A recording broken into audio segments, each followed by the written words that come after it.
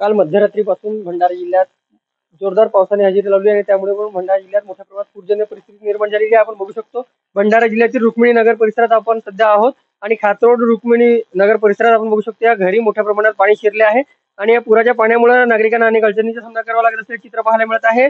घरात अक्षरशः शेवटच्या खोलीपर्यंत या घरात आपल्याला पाणी पाहायला मिळत आहे. त्यामुळे त्यांना सामानाची उचल करावी लागली. तर मोठ्या प्रमाणात पंचायत या घरच्यांच्या समोर आलेली पाहायला मिळत आहे आणि त्यामुळे म्हणून कुठतरी जिल्हा प्रशासनाने जे उपाययोजना करायला पाहिजे होते ते कुठतरी कमी पडताना दिसून येतात. आपल्यासोबत यावर बोलण्याकरिता या परिसरातील काही सामान्य नागरिक आहेत. आपण यांच्याकडून सज्ज जाणून घेऊया. काय सांगाल आपण या परिसरात आपण राहता? नगर परिषदचं नियोजन चुकलेलं आहे आणि वारंवार आम्ही रुक्मिणी नगर वासी त्याच्यावर आम्ही केलेले अर्ज आहे त्याच्यावर कुठलीच तक्रारवर काही ॲक्शन घेतलेली नाही आहे नगर परिषदवाल्यांनी.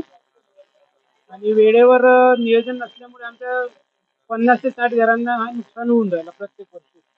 नक्कीच नगर परिषद भंडारा प्रशासनाच्या वतीनं कुठतरी निष्काळजीपणा करण्यात आला. पावसासाठी जे आहे पूर्वनियोजन करणे अपेक्षित होते, परंतु ते न झाल्यामुळे आता या नागरिकांना जे आहे मोठ्या प्रमाणात पूरजन्य परिस्थितीचा सामना करावा लागतोय.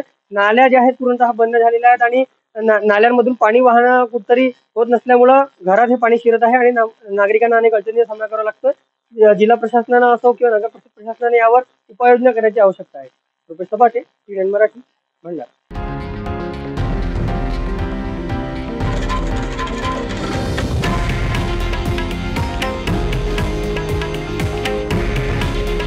हे आहे देशातील नंबर 1 न्यूज नेटवर्क आणि आपण पाहत आहात TV9 मराठी. काळजी तुमची, हित महाराष्ट्राचं.